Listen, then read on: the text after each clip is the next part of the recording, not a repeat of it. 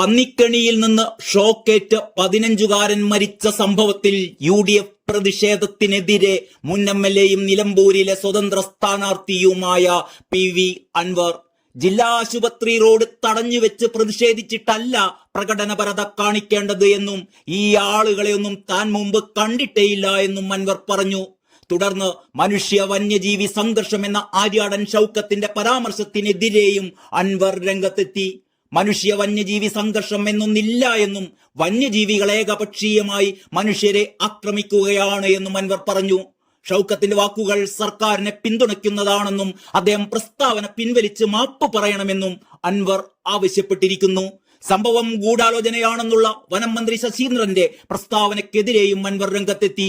പോലീസും സിസ്റ്റവും ഈ സർക്കാരിന്റെ കയ്യിലാണ്.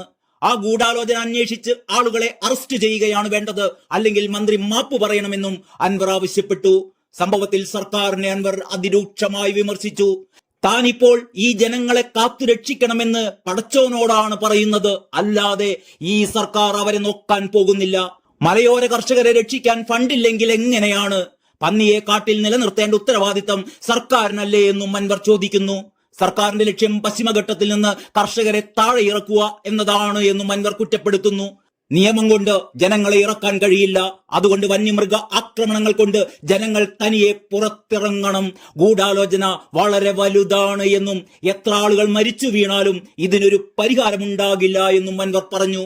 അതേസമയം സംഭവത്തിൽ അറസ്റ്റിലായ പ്രതി കുറ്റം സമ്മതിച്ചിട്ടുണ്ട്. മുഖ്യപ്രതി വഴിക്കടവ് പുത്തരിപ്പാടം സ്വദേശി വിനീഷാണ് കുറ്റം സമ്മതിച്ചത്.